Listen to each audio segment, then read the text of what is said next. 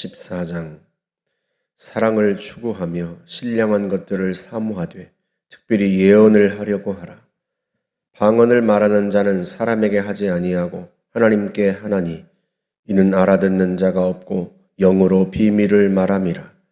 그러나 예언하는 자는 사람에게 말하여 덕을 세우며 권면하며 위로하는 것이요 방언을 말하는 자는 자기의 덕을 세우고 예언하는 자는 교회의 덕을 세우나니 나는 너희가 다 방언 말하기를 원하나 특별히 예언하기를 원하노라.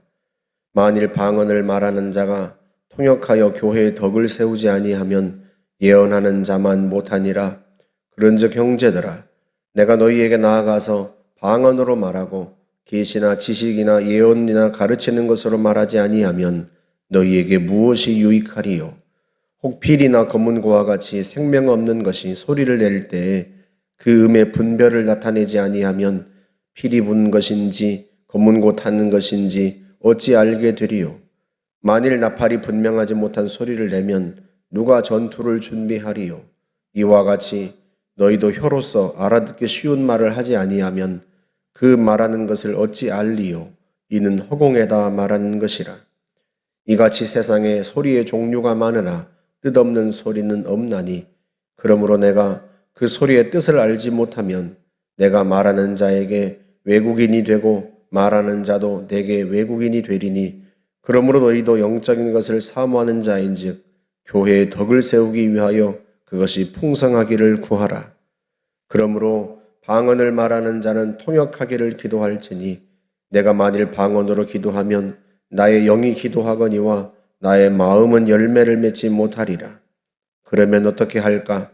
내가 영으로 기도하고 또 마음으로 기도하며 내가 영으로 찬송하고 또 마음으로 찬송하리라.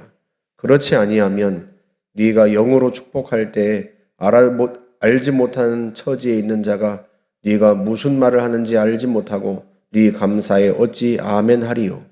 너는 감사를 잘하였으나 그러나 다른 사람은 덕세움을 받지 못하리라. 내가 너희 모든 사람보다 방언을 더 말함으로 하나님께 감사하노라. 그러나 교회에서 네가 남을 가르치기 위하여 깨달은 마음으로 5마디 말을 하는 것이 1만 마디 방언으로 말하는 것보다 나으니라. 형제들아, 지혜에는 아이가 되지 말고 악에는 어린 아이가 되라. 지혜에는 장성한 사람이 되라. 율법에 기록된 바 주께서 이르시되 내가 다른 방언을 말하는 자와 다른 입술로 이 백성에게 말할지라도 그들이 여전히 듣지 아니하리라 하였으니 그러므로 방언은 믿는 자들을 위하지 아니하고 믿지 아니하는 자들을 위하는 표적이나 예언은 믿지 아니하는 자들을 위하지 않고 믿는 자들을 위함이니라. 그러므로 온 교회가 함께 모여 다 방언으로 말하면 알지 못하는 자들이나 믿지 아니하는 자들이 들어와서 너희를 미쳤다 하지 아니하겠느냐? 그러나 다 예언을 하면 믿지 아니하는 자들이나 알지 못하는 자들이 들어와서 모든 사람에게 책망을 들으며 모든 사람에게 판단을 받고 그 마음에 숨은 일들이 드러나게 되므로 엎드려 하나님께 경배하며 하나님이 참으로 너희 가운데 계신다 전파하리라. 그런즉 형제들 어찌할까? 너희가 모일 때에 각각 찬송시도 있으며 가르치는 말씀도 있으며 계시도 있으며 방언도 있으며 통역함도 있나니 모든 것을 덕을 세우기 위하여 하라. 만일 누가 방언으로 말하거든 2사람이나 많아야 3사람이 차례를 따라 하고 1사람이 통역할 것이요. 만일 통역하는 자가 없으면 교회에서는 잠잠하고 자기와 하나님께 말할 것이요. 예언하는 자는 2이나 3이나 말하고 다른 이들은 분별할 것이요. 만일 곁에 앉아있는 다른 이에게 계시가 있으면 먼저 하던 자는 잠잠할지니라. 너희는 다 모든 사람으로 배우게 하고 모든 사람으로 권면을 받게 하기 위하여 하나씩 예언할 수 있느니라. 예언하는 자들의 영은 예언하는 자들에게 제재를 받나니 하나님은 무질서의 하나님이 아니시요 오직 화평의 하나님이시니라. 모든 성도가 교회에서 함과 같이 여자는 교회에서 잠잠하라. 그들에게는 말하는 것을 허락함이 없나니 율법에 이른 것 같이 오직 복종할 것이요. 만일 무엇을 배우려거든 집에서 자기 남편에게 물을지니 여자가 교회에서 말하는 것은 부끄러운 것이라. 하나님의 말씀이 너희로부터 난 것이냐? 또는 너희에게만 임한 것이냐? 만일 누구든지 자기를 선지자나 혹은 신령한 자로 생각하거든 내가 너희에게 편지하는 이 글이 주의 명령인 줄 알라. 만일 누구든지 알지 못하면 그는 알지 못한 자니라. 그런즉 내 형제들아 예언하기를 사모하며 방언 말하기를 금하지 말라. 모든 것을 품위 있게 하고 질서 있게 하라. 아멘.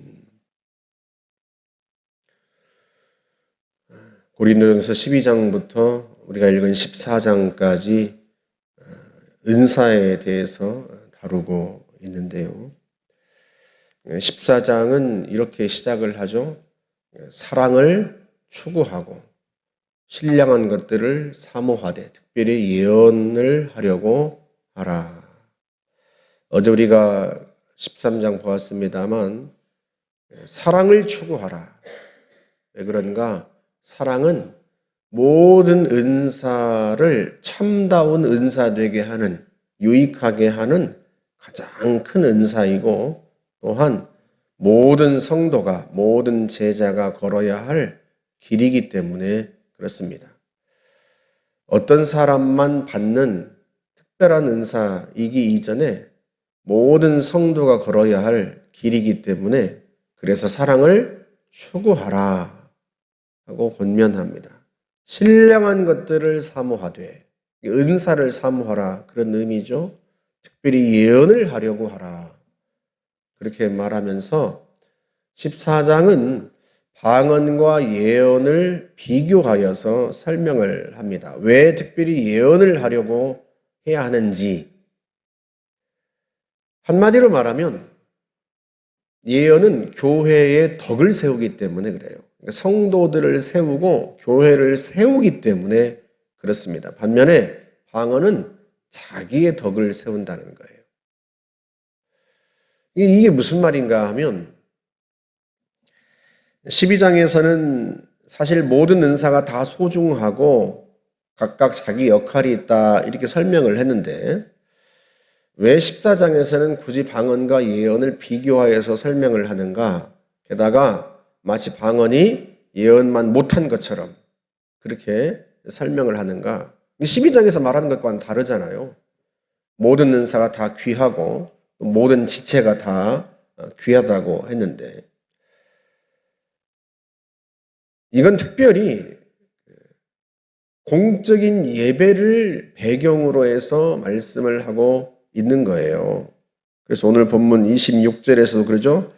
너희가 모일 때, 그러니까 공적인 예배 때, 그 예배를 배경으로 해서 하는 이야기입니다. 그런데 그 당시에 많은 은사가 있지만 그 중에서도 성도들이 가장 방언의 은사를 많이 받았을 거예요. 요즘에도 현대에도 다른 은사들보다 방언의 은사를 받은 성도들이 훨씬 많지 않습니까? 오순절에 마가다락방에 성령이 강림했을 때에도 120여 명의 성도들에게 방언의 은사가 임했습니다. 물론 그때는 지금과는 달리 고린도전서 14장을 말할 때와는 달리 각 나라의 언어였죠. 하지만 분명하게 성령이 임했을 때 제일 먼저 임했던 은사가 방언의 은사였고요. 모든 성도가 그 방언의 은사를 받았습니다.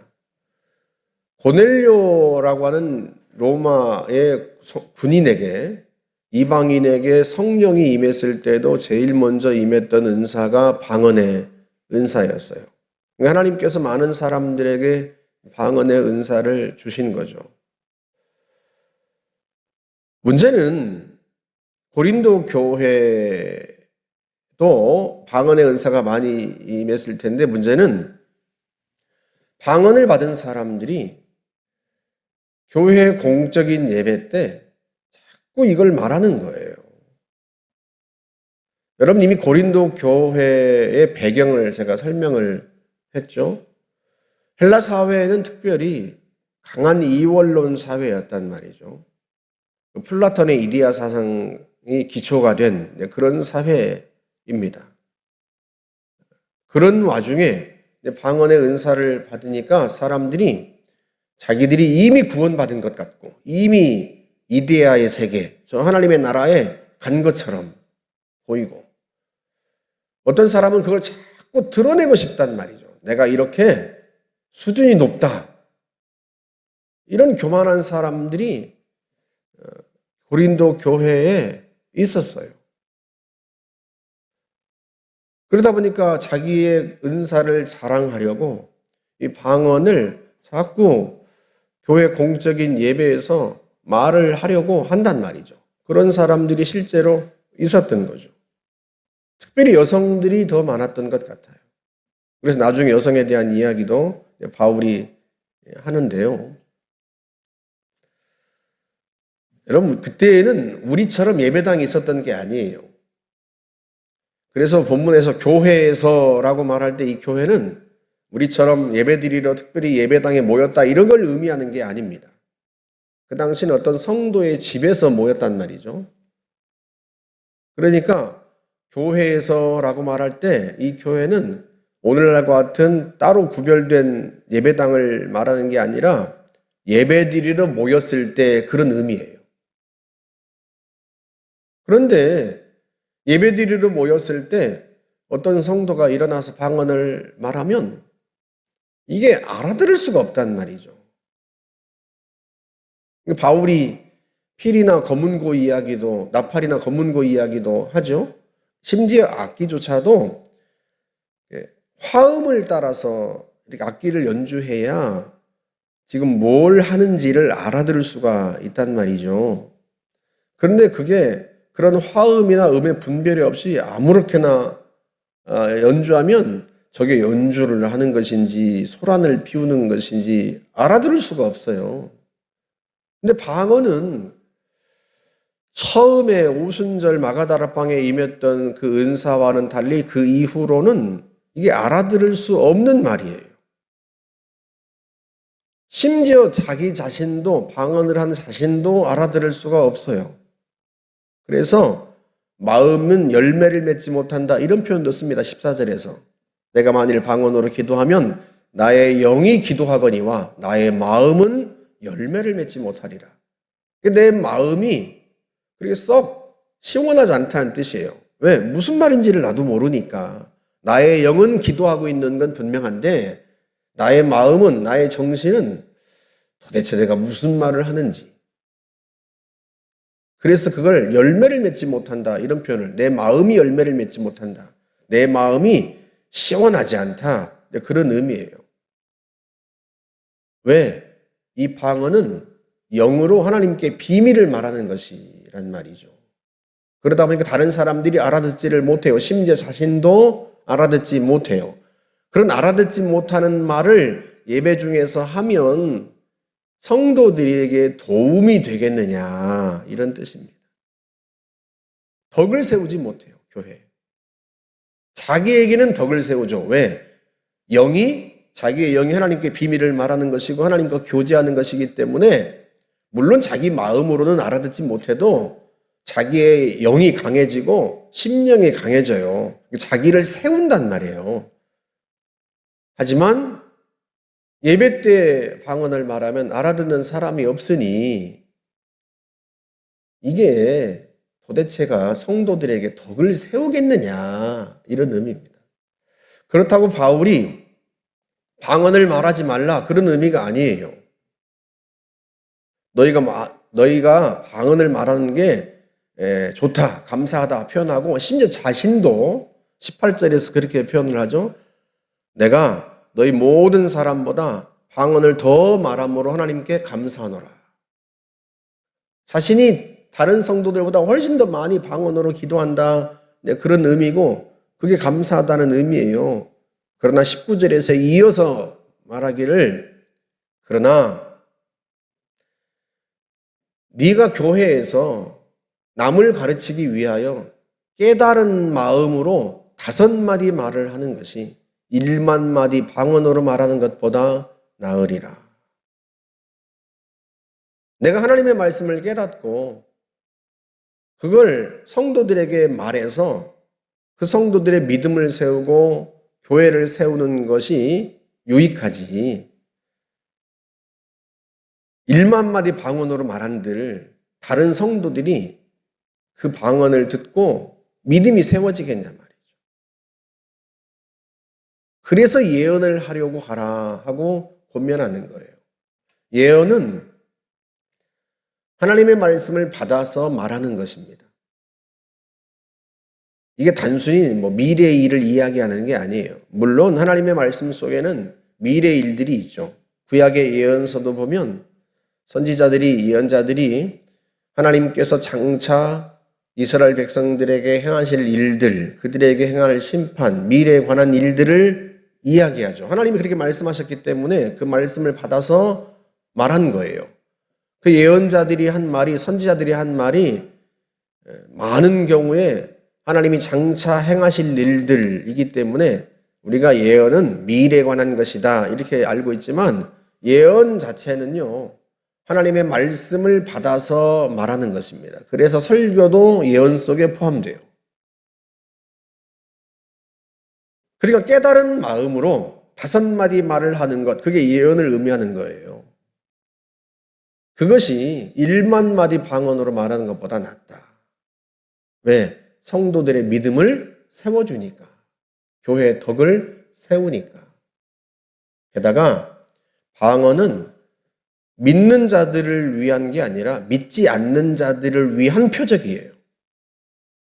예언은 믿는 자들을 위한 표적이고, 이게 무슨 말인가 하면 어떤 사람이 방언을 하면 예배 때를 말하는 게 아니에요. 어떤 사람이 방언을 말하면 믿지 않는 사람들이 그걸 듣고 저건 이 세상의 언어가 아닌 것 같은데 저 언어가 어떻게 왔지 저 사람에게? 정말로 하나님이 살아계신가? 하고 사람들이 생각하는 거죠. 그래서 그 방언은 믿지 않는 사람들을 위한 표적이 된다. 그런 의미예요. 반면에 예언은, 하나님의 말씀은 성도들을 위해서 주님이 주신 메시지란 말이죠. 성도들을 위한 표적이에요. 그럼에도 불구하고 이제 막 전도되어 온 사람이 있는데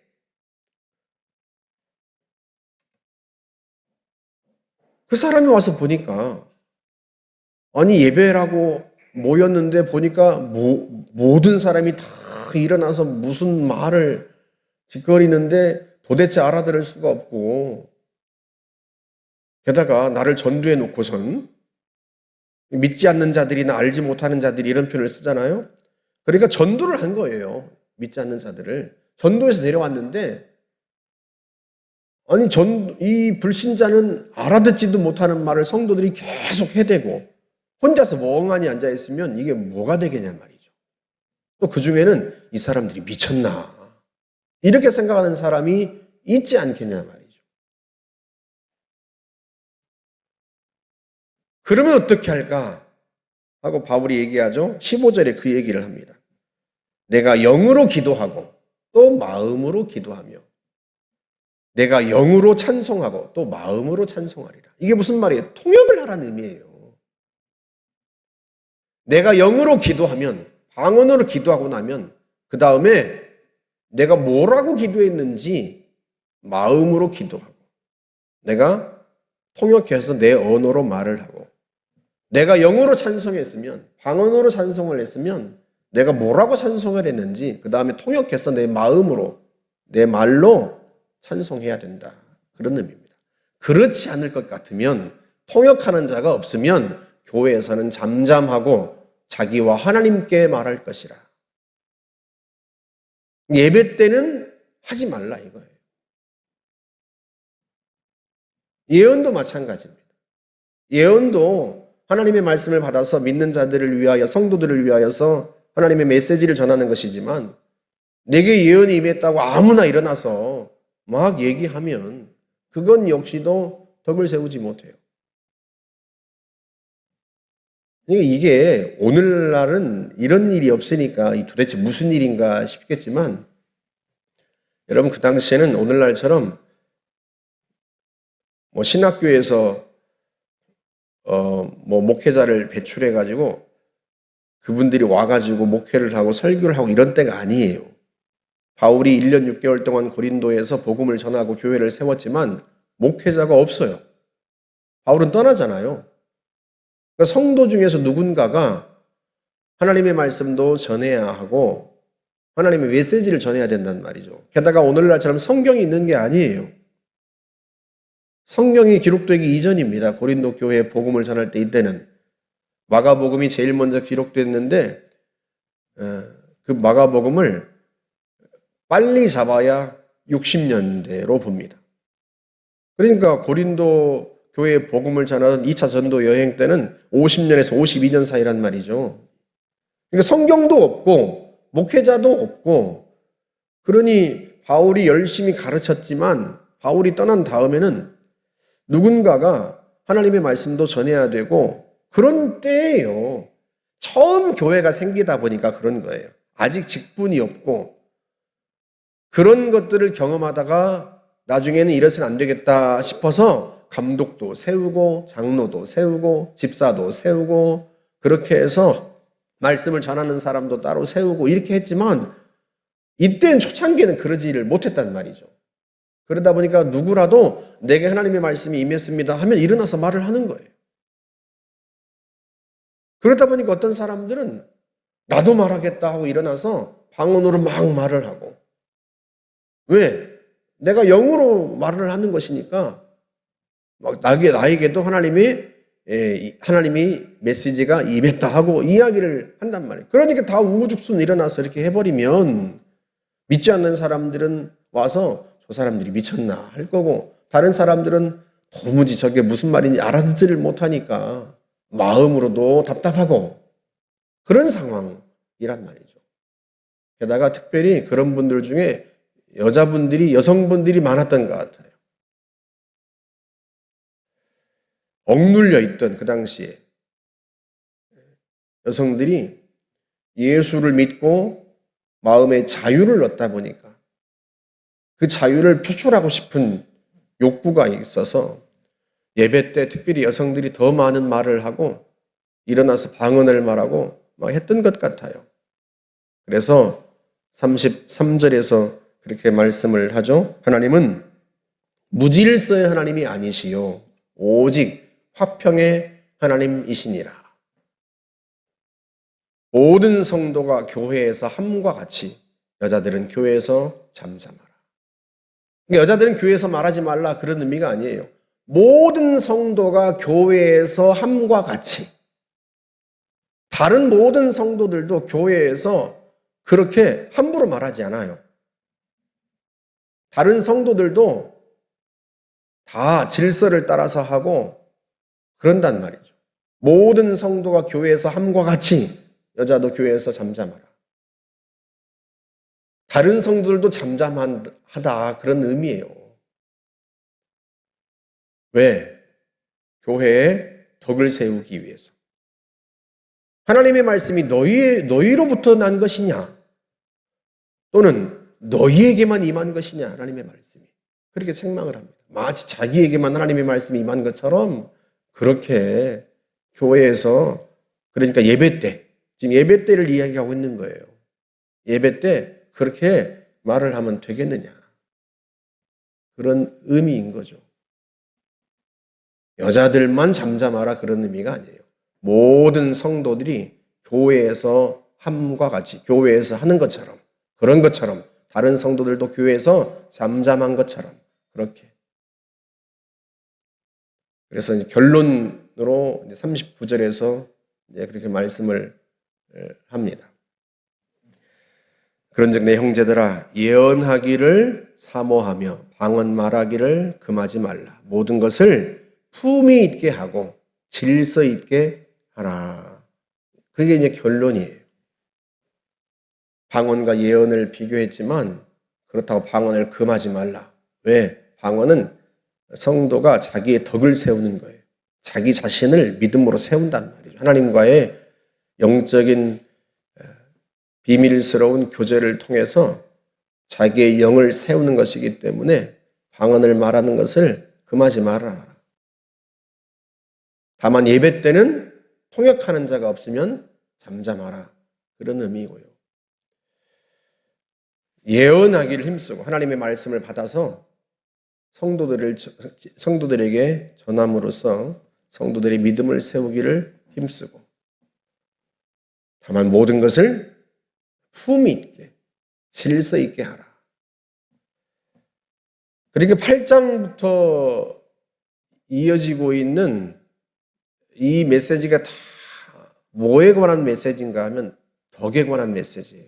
우상 제물을 먹는 문제도 그렇고, 또 성찬의 문제도 그렇고, 또 여인들이 예배 때 머리에 수건을 쓰는 것도 그렇고, 이 은사 문제도 그렇고요. 다 덕과 관련된 거예요.